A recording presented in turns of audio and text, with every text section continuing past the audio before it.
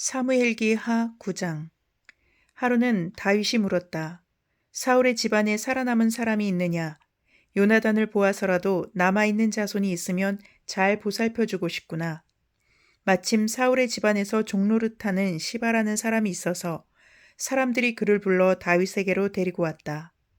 왕이 그에게 내가 시바냐 하고 물으니 그러합니다 하고 그가 대답하였다. 왕이 물었다.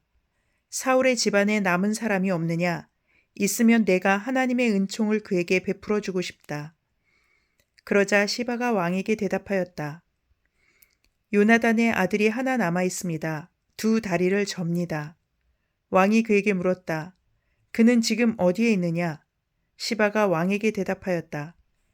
그는 지금 로드발에 있는 암미엘의 아들 마길의 집에서 삽니다. 다윗 왕이 사람을 보내어서 로드발에 있는 암미엘의 아들 마길의 집에서 그를 데려왔다.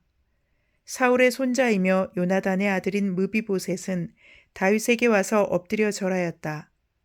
다윗이 내가 무비보셋이냐 하고 물었다. 그가 대답하였다.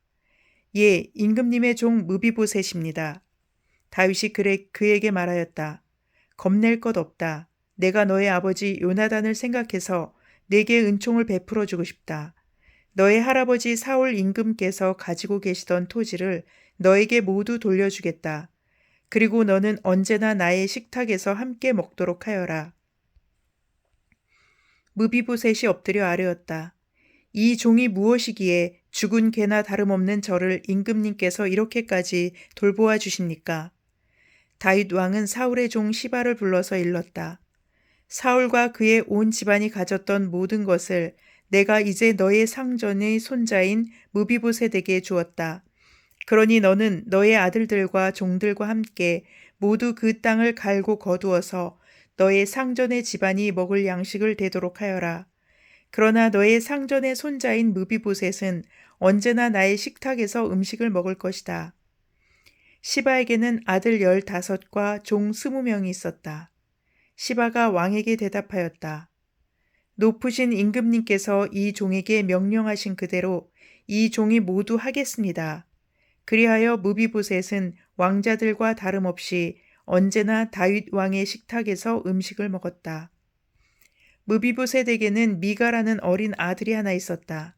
시바의 집에 사는 사람들은 모두 무비보셋의 종이 되었다. 무비보셋은 언제나 왕의 식탁에서 먹었으며 예루살렘에서만 살았다. 그는 두 다리를 다 절었다. 사무엘기하 10장. 그 뒤에 암몬 사람의 왕이 죽고 그의 아들 하눈이 그를 이어서 왕이 되었다.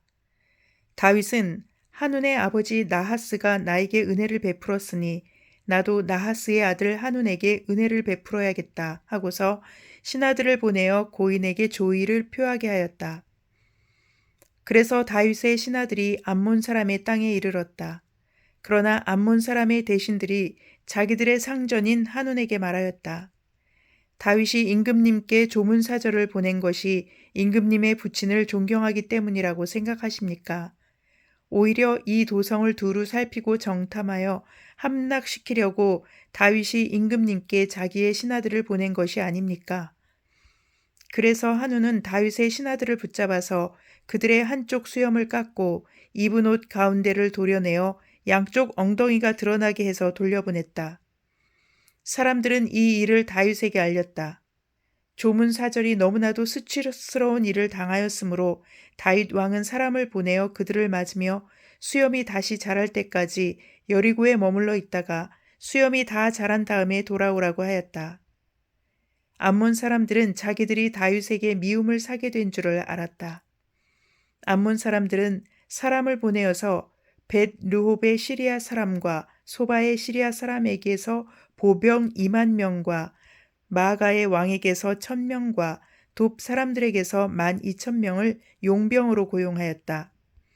다윗은 이 소식을 듣고 요압에게 전투 부대를 맡겨서 출동시켰다.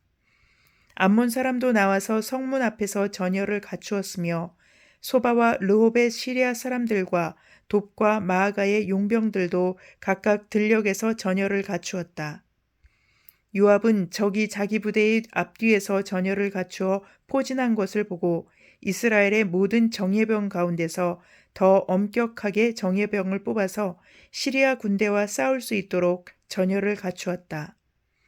남은 병력은 자기의 아우 아비새에게 맡겨 암몬 군대와 싸우도록 전열을 갖추게 하고서 이렇게 말하였다. 시리아 군대가 나보다 더 강하면 내가 와서 나를 도와라. 그러나 암몬 군대가 너보다 더 강하면 내가 가서 너를 돕겠다. 용기를 내어라. 용감하게 싸워서 우리가 우리 민족을 지키고 우리 하나님의 성읍을 지키자. 주님께서 좋게 여기시는 대로 이루어 주실 것이다. 그런 다음에 요압이 그의 부대를 거느리고 시리아 사람들과 싸우러 나가니 시리아 군인들이 요압 앞에서 도망하여 버렸다. 암몬 군인들은 시리아 군인들이 도망하는 것을 보고서 그들도 아비새 앞에서 도망하여 성으로 들어가 버렸다. 요압은 암몬 군대와 싸우기를 그치고 예루살렘으로 돌아왔다. 시리아 군인들은 자기들이 이스라엘에게 패한 것을 알고서 온 군대를 다시 집결시켰다. 그때에 하닷에셀이 사람을 보내어서 유프라테스 강 동쪽에 있는 시리아 군대를 동원시켰으므로 그들이 헬람으로 왔다. 하닷에셀의 부하 소박 사령관이 그들을 지휘하였다. 다윗이 이 소식을 듣고 온 이스라엘 군대를 모아서 거느리고 요단강을 건너서 헬람으로 진군하였다. 시리아 군대가 다윗과 싸우려고 전열을 갖추고 있다가 맞붙어 싸웠으나 시리아는 이스라엘 앞에서 도망하고 말았다. 다윗은 시리아 군대를 쳐서 병거를 모는 700명과 기마병 4만 명을 죽이고 소박 사령관도 쳐서 그를 그 자리에서 죽였다. 하닷에셀의 부하인 모든 왕은 자기들이 이스라엘에게 패한 것을 알고서 이스라엘과 화해한 뒤에 이스라엘을 섬겼다. 그 뒤로 시리아는 이스라엘이 두려워서 다시는 암몬 사람을 돕지 못하였다.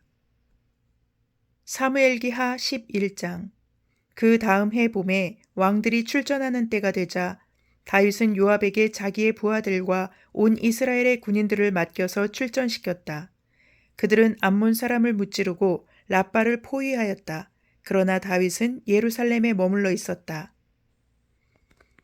어느 날 저녁에 다윗은 잠깐 눈을 붙였다가 일어나 왕궁의 옥상에 올라가서 거닐었다. 그때 그는 한 여인이 목욕하는 모습을 옥상에서 내려다보았다. 그 여인은 아주 아름다웠다. 다윗은 신하를 보내서 그 여인이 누구인지 알아보게 하였다. 다녀온 신하가 그 여인은 엘리암의 딸로서 헷사람 우리아의 아내 바세바라고 하였다.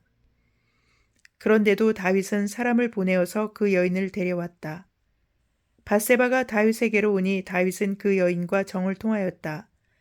그 여인은 마침 부정한 몸을 깨끗하게 씻고 난 다음이었다.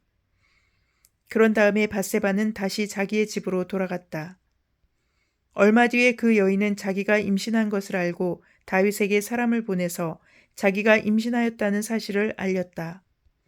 다윗이 그 소식을 듣고는 요압에게 전가를 보내서 헷사람 우리아를 왕궁으로 보내게 하였다. 요압이 우리아를 다윗에게로 보내니 우리아가 다윗에게로 왔다. 다윗은 요압의 안부와 군인들의 안부를 묻고 싸움터의 형편도 물었다. 그런 다음에 다윗은 우리아에게 말하였다. 이제 그대의 집으로 내려가서 목욕을 하고 쉬어라.